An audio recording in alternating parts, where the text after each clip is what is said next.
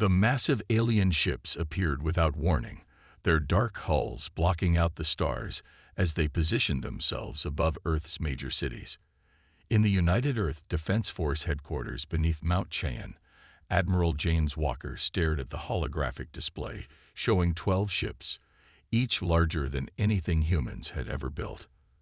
"They're broadcasting on all frequencies, sir," reported Officer Tom White, his fingers dancing across the control panel. "They want to speak with Earth's leaders." Admiral Walker straightened his uniform and nodded. "Put them through on the main screen." The screen flickered to life, revealing a tall, blue-skinned being with 4 eyes and elaborate golden robes. "I am High Lord Dex of the Galactic Council," the alien announced in perfect English. "Your primitive world has been chosen for integration into our empire. Surrender now, and your transition to servitude will be peaceful."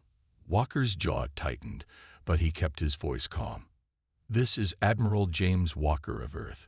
We're interested in peaceful relations, but we reject any demands for surrender. Earth is a free world." High Lord Dex laughed, the sound like grinding metal. "You misunderstand, human. This is not a negotiation. You have 2 Earth days to submit. Any resistance will be met with force." The transmission cut off, leaving the command center in silence. Walker turned to his second-in-command, Major Robert Stone. "Status of our Mars bases. Hidden and ready, sir. The Council's scans haven't detected anything below the surface. Atlantic Command reports the same." Walker smiled slightly. For decades, Earth had prepared for this moment, building secret bases and developing technologies that would surprise any potential invaders. But for now, they needed to play weak. Over the next day, the alien ships remained in position, their presence causing worldwide panic. News channels showed endless footage of the vessels, while governments tried to maintain order. Walker coordinated with world leaders, all agreeing to follow the long-established first contact protocol, appear weaker than they actually were. On the second day, Walker received an urgent message from High Lord Dex. The alien leader's 4 eyes glowed with impatience. "Your time is up, Admiral. What is Earth's answer?" "We need more time to consult with all nations," Walker replied. "This is a big decision for our people." "Your stalling tactics are tiresome," Dex snapped. "Perhaps you need a demonstration of our power. A minor disciplinary strike should help you understand your situation better." Before Walker could respond, one of the alien ships moved into position above New York City. A bright beam of energy shot downward, but instead of causing destruction, it created a massive force field around the city. "What are they doing?" Major Stone asked, watching the screens intently. Their answer came moments later. The force field began to shrink, crushing buildings and infrastructure within its boundaries. Millions of people watched in horror as parts of New York were compressed into rubble. Walker's hands clenched into fists. The aliens had deliberately chosen to cause maximum terror while minimizing actual casualties. The force field had given people time to evacuate. It was a calculated show of power. "Now you understand," Dex's voice came through again. "This was merely a fraction of our capability. Submit, and no more cities need suffer." Walker looked around the command center, meeting the eyes of his officers. They all nodded, knowing what came next. He turned back to the screen, his voice cold. "High Lord Dex, you've made a serious mistake. You should have researched Earth's history better. We don't respond well to bullies." "You dare threaten the Galactic Council?" Dex laughed again. "Your primitive weapons can't even scratch our shields." "We'll see about that," Walker said quietly.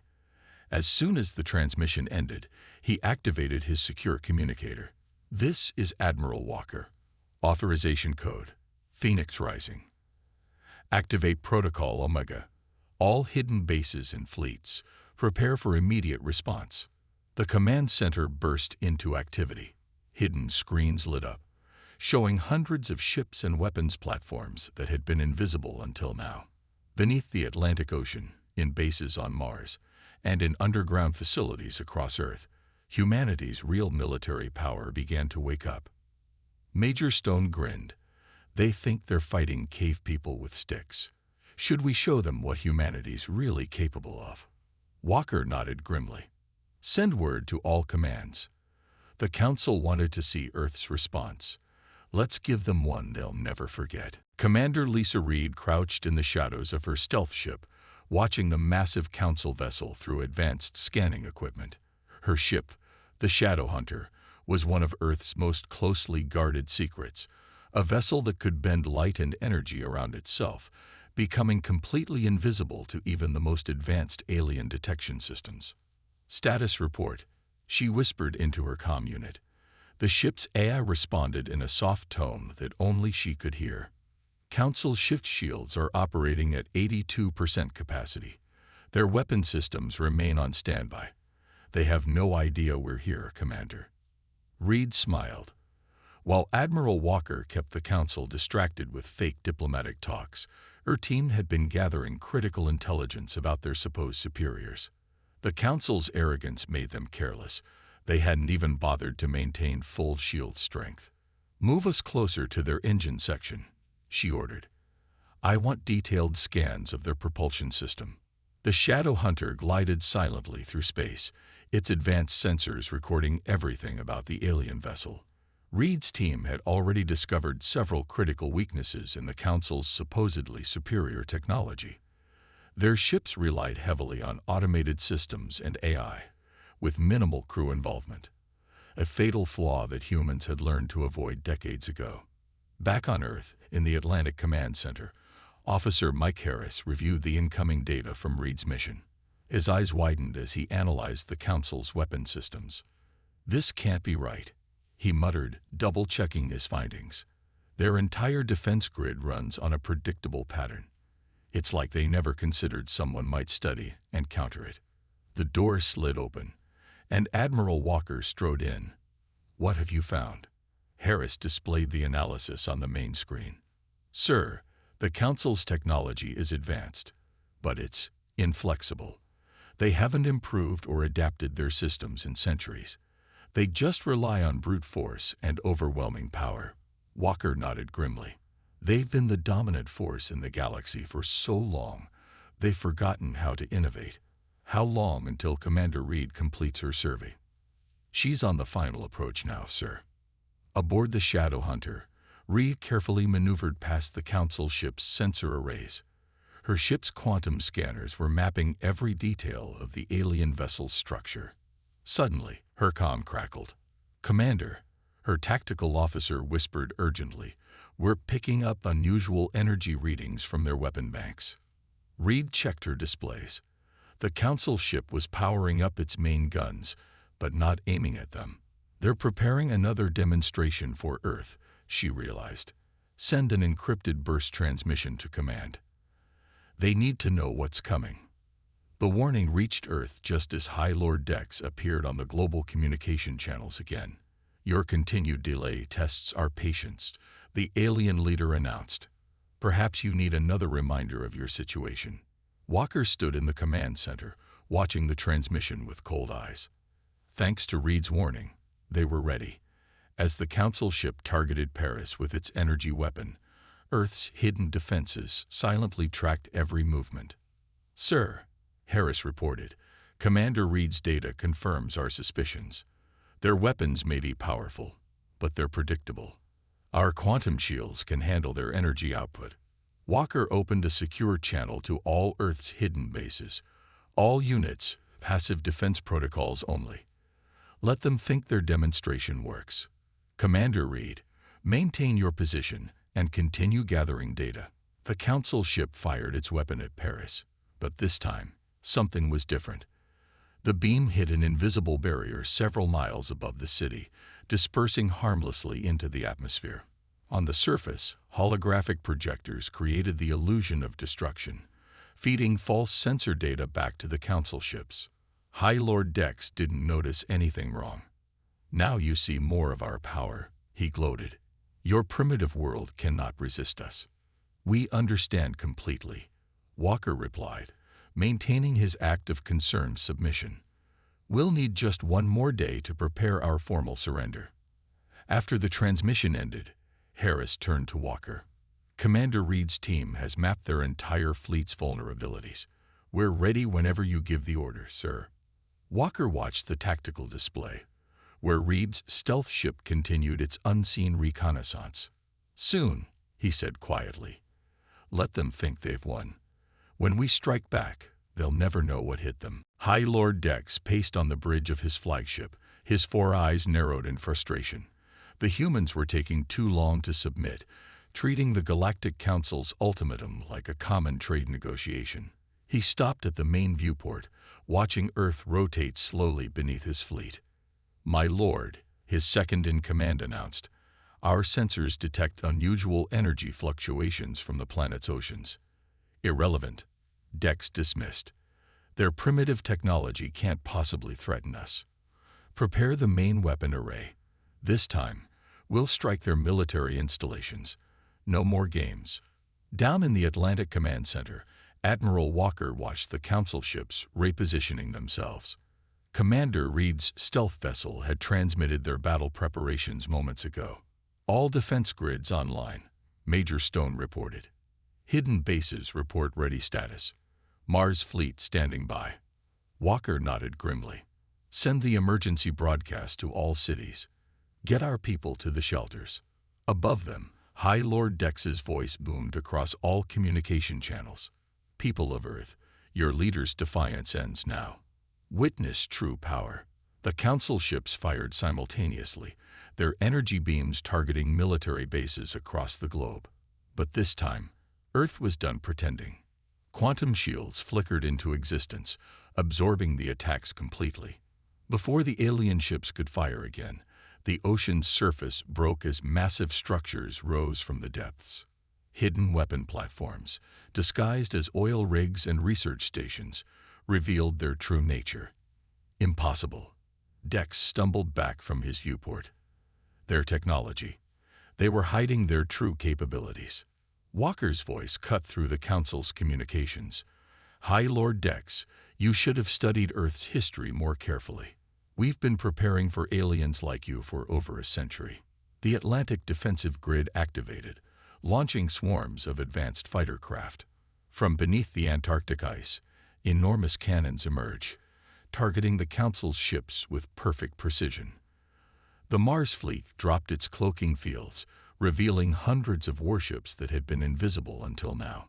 "Sir," Dex's tactical officer reported, panic in his voice, "we're detecting weapons we've never seen before. Their technology. It's beyond our database classifications." On the Council's command ship, alarms blared as Earth's forces launched their first real attack. Quantum-tipped missiles phased through their shields, detonating against their hulls. Dark matter beams disrupted their ship's artificial gravity, sending crew members floating helplessly. "Full retreat," Dex ordered, but it was too late. Commander Reed's stealth ships had already positioned themselves in a perfect blockade formation. Using the weaknesses they had discovered, they disabled the Council fleet's engines with precise strikes. "This is Commander Reed," her voice transmitted clearly to all Council ships. "Your engines are offline. Your weapons are targeted. Suggest you reconsider your position on Earth's surrender."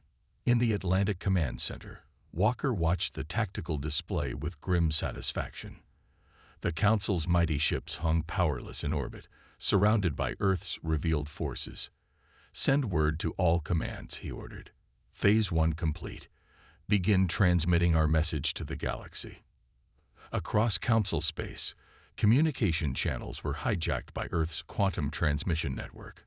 Every subjugated species watched in amazement as humans, supposedly primitive and helpless, systematically dismantled the Council's most powerful attack fleet.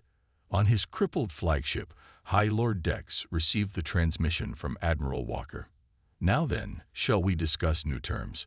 Or would you prefer to see what else humanity has been keeping secret?" Dex's hands shook as he realized the full magnitude of his mistake.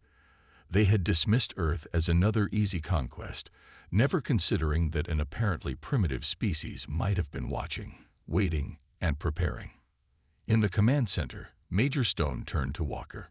"Sir, We're receiving surrender signals from 3 Council ships. The others are powering down their weapons. Walker nodded. Contact Commander Reed. Tell her to keep her stealth fleet in position. This is just the beginning. He looked at the tactical display, where more hidden Earth forces were revealing themselves. The Council thought they could bully Earth into submission. Time to show them exactly how wrong they were. Earth's response came not as a single blow, but as a perfectly coordinated storm of attacks that shattered the Council's understanding of warfare. Admiral Walker stood at the command center's main tactical display, directing humanity's forces with cold precision. Mars Fleet, execute Pattern Delta, he ordered. Commander Reed, your stealth squadrons have permission to engage all targets. In space, the Mars Fleet emerged from their hidden positions, their ships moving in ways that defied the Council's tactical computers. Instead of maintaining rigid formations, Earth's vessels flowed like water, adapting and changing patterns faster than the alien AI could predict. On the Council's flagship, High Lord Dex watched in horror as his fleet's automated defense systems failed repeatedly. How are they doing this? Our combat algorithms are perfect. My lord, his tactical officer shouted. Their attacks. They're random. The ships aren't following any known combat protocols. Our AI can't calculate their next moves. Commander Reed's voice cut through their confusion. That's the problem with relying too much on machines, High Lord. Humans understand that sometimes chaos is the best strategy. Her stealth fleet demonstrated this perfectly. Each ship attacked from a different angle, using different weapons, never repeating the same pattern twice. Council gunners, trained to rely on their targeting computers, couldn't hit ships that refused to behave according to mathematical predictions. In the Atlantic Command Center, Major Stone monitored the battle's progress. Sir, Council ships are falling back to their secondary defensive line. Their formation is breaking. Walker nodded. Time for the next phase. Launch the Havoc drones. Thousands of small, unmanned vessels shy out from Earth's orbital platforms. Unlike the Council's drones, which followed strict programming, these were controlled by human pilots safely stationed in underground bunkers. They flew in ways no computer would ever attempt, making suicide runs that turned away at the last second, causing Council gunners to waste ammunition on feints and decoys. This is impossible. Dex raged as another of his ships lost power. They're savages. How can they fight like this? The answer came as Earth's quantum weapons tore through the Council's supposedly impenetrable shields. Centuries of technological superiority had made them complacent. They'd never imagined that a primitive species might develop completely different approaches to space combat. Commander Reed's flagship, Shadowhunter, led a precision strike against the Council's command and control systems. Target their communication arrays, she ordered. Let's see how well their ships fight when they can't talk to each other.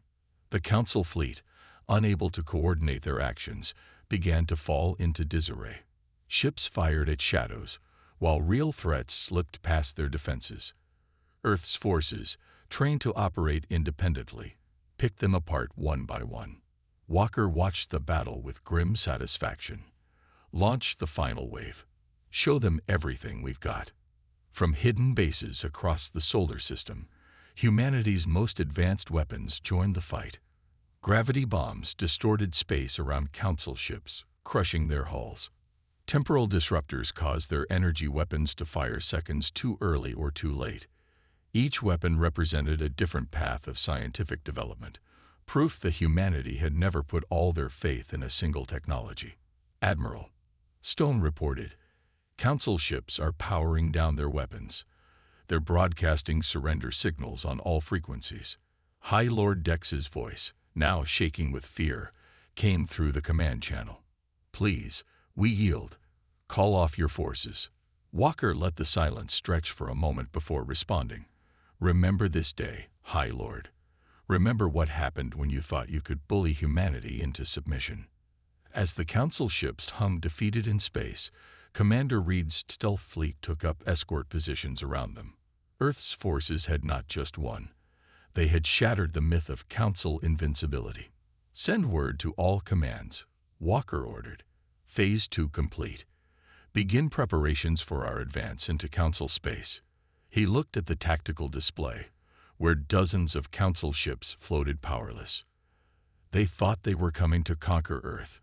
Instead, they just started a war they weren't ready for. News of Earth's victory spread through the galaxy like wildfire.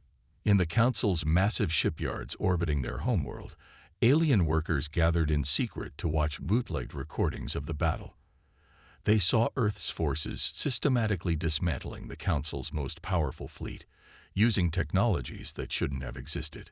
Commander Reed's stealth fleet arrived at these shipyards under the cover of their quantum cloaking fields. From the bridge of Shadowhunter, she watched alien workers constructing new Council warships. All ships in position, her tactical officer reported. The shipyard's defenses haven't detected us. Reed nodded. Begin broadcast on all frequencies. Let's show them what really happened at Earth. Across the massive space station, every screen and holographic display suddenly changed. Workers stopped their tasks, watching in awe as Earth's forces revealed their true power. The Council's propaganda had claimed a minor setback, but these images showed total defeat. In the Council's central command chamber, the ruling members faced an unprecedented crisis. High Commander Vex, their military leader, slammed his fist on the table. "How did we miss this?" he demanded. Earth was supposed to be primitive. One of the younger Council members played a data recording. They fooled us completely. Those primitive cities, their outdated satellites, all a carefully crafted deception. While we watched their surface, they built their real civilization underground and in space. Admiral Walker's forces had already pushed deep into Council territory. The Mars fleet, now revealed as just a fraction of Earth's military power, led the charge. Council defense fleets found their automated systems useless against human tactics that seemed to defy logic itself. Another Council battle group has surrendered. Major Stone reported from the flagship. They're not even trying to fight anymore. Walker studied the tactical display. They built their entire military around prediction and control. Now that they've seen those systems fail, their confidence is shattered. Commander Reed's stealth fleet struck next, appearing inside the shipyard's defensive perimeter. Instead of attacking, they broadcast evidence of the Council's lies to every worker and slave species in the facility. "Your masters aren't invincible," Reed's message echoed through the stations. "Earth has proved that. Ask yourselves, what else have they been lying about?" The effect was immediate. Across the shipyards, workers began sabotaging Council projects. Slave species that had been subjugated for centuries saw hope for the first time. In the Council chamber, reports of uprising poured in. High Commander Vex watched helplessly as centuries of control began to crumble. "We've lost contact with the outer systems," and Aid reported. "Earth's quantum communications are reaching every corner of our empire. We can't stop the information from spreading." Earth's forces didn't need to conquer the Council systems. They just needed to show the truth. Every defeated Council ship, every broken defense line, became proof that the mighty Galactic Council could be beaten. Commander Reed walked through the captured shipyards, now controlled by rebellious workers. Alien engineers eagerly shared their knowledge, hoping to earn Earth's protection against Council retaliation. Their entire empire was built on fear, she reported to Walker. Once that fear vanished, it all fell apart. In the Council's central command, the ruling members faced reality. Their fleet was in ruins, their subject species were in revolt, and Earth's forces seemed unstoppable. "We should have studied their history more carefully," one Council member admitted. Every time humans faced a superior force, they didn't just survive. They learned, adapted, and came back stronger. Walker received their message of unconditional surrender with grim satisfaction. "Send word to all commands," he ordered. "The Council's reign is over. Earth now leads the free systems." Across the galaxy, countless species celebrated their liberation. Earth had done more than defeat the Council. They had shattered the myth of their invincibility. The age of Council dominance was over, and a new era of human leadership was about to begin. The great halls of the Council's capital world echoed with a sound they had never heard before: laughter. Not the controlled, dignified chuckles of council meetings, but the genuine joy of freed species celebrating their liberation. Earth's victory had sparked something unprecedented: hope. In the central plaza, Admiral Walker watched as representatives from 100 different worlds gathered. Some had been council slaves for millennia.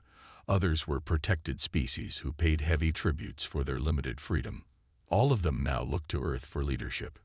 The council never let different species meet like this, Major Stone observed, watching the diverse crowd.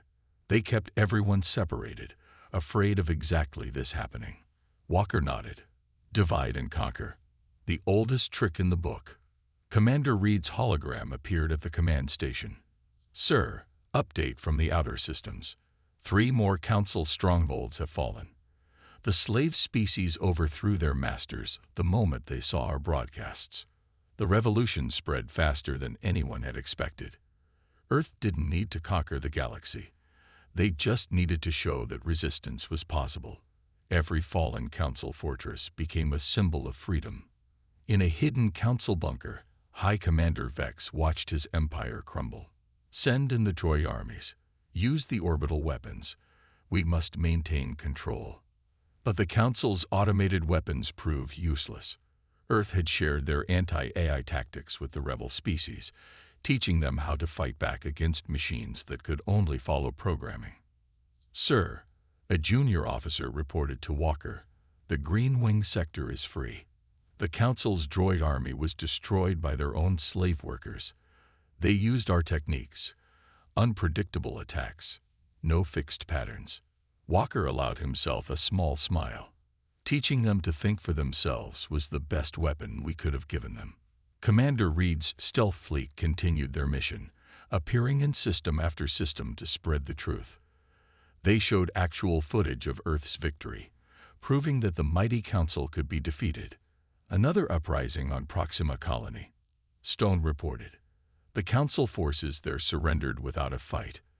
Their troops are demoralized. They've lost faith in their own superiority. In the Council's secret archives, rebel forces discovered the truth. The Council hadn't ruled through advanced technology alone. They had systematically suppressed innovation and independence among their subject species. Earth's victory had broken that system forever. Look at this, Reed transmitted from a captured Council facility. They'd been stealing and hiding technological advances from their subjects for centuries, keeping everyone dependent on them. Walker addressed the gathered representatives in the plaza. The Council didn't just enslave your bodies. They tried to enslave your minds. They wanted you to believe you couldn't survive without them. The revelation sparked even more rebellions.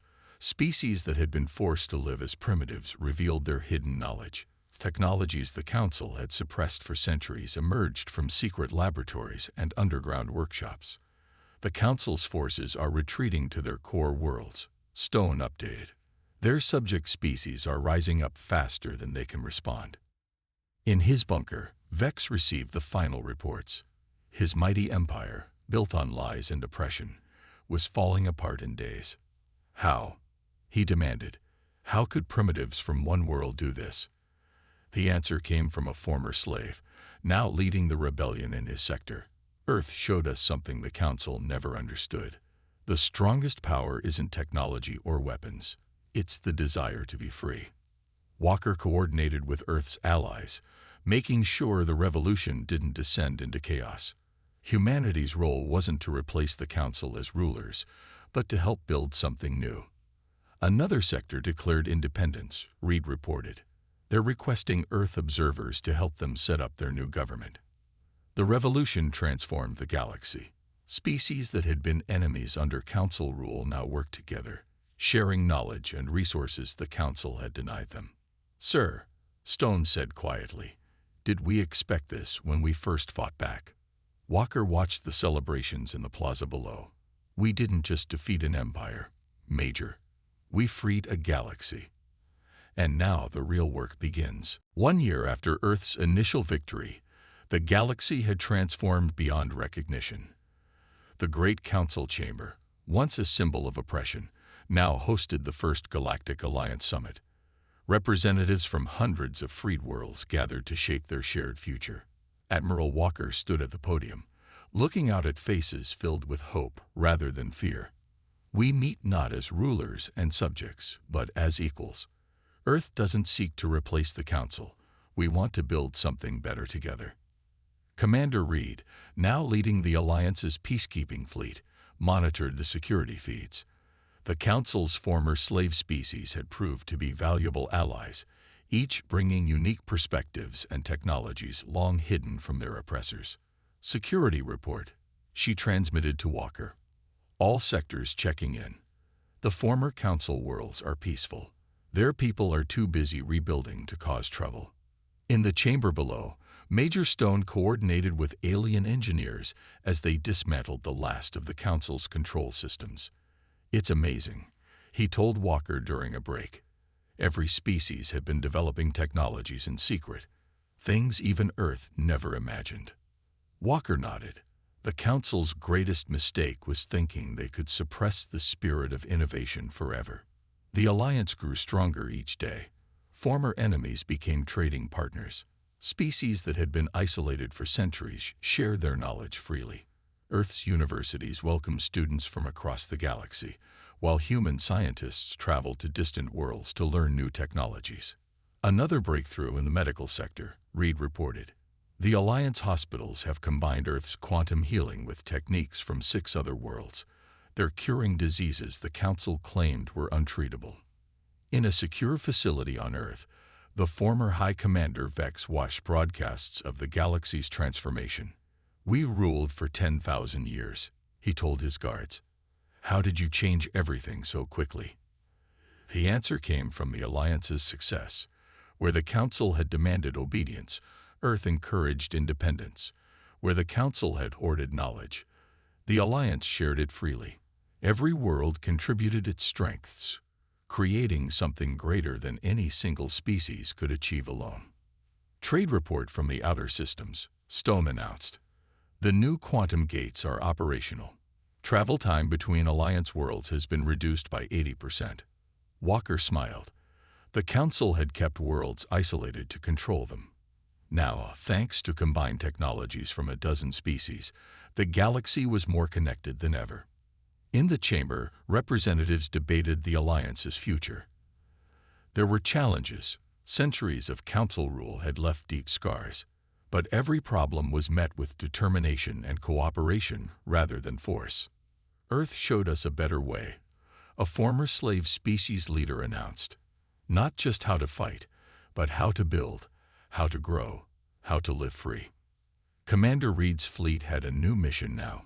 Instead of hunting Council remnants, they explored the galaxy's unknown regions, making contact with isolated worlds the Council had never found. "Another peaceful first contact," she reported. "These species are eager to join the Alliance. They've been watching our progress." The final session of the summit marked a historic moment. The Alliance Charter, guaranteeing rights and responsibilities for all member worlds, was signed. Walker watched with pride as Earth's representatives took their place, not as conquerors or rulers, but as equals among the stars. "1 year ago, we fought for survival," he addressed the chamber. "Today, we build for the future." The Council thought they were unbeatable because they had ruled for so long. They forgot that the galaxy belongs to all its people, not just a privileged few. As the session ended, Major Stone joined Walker at the observation deck. Below them, the capital world buzzed with activity as a dozen species worked together, building something new from the ashes of the old empire. "You know what the best part is, sir?" Stone asked. "We didn't just win a war. We made sure there won't need to be another one." Walker nodded, watching ships from across the Alliance coming and going freely. The Council's age of darkness was over. A new era of light, cooperation, and freedom had begun.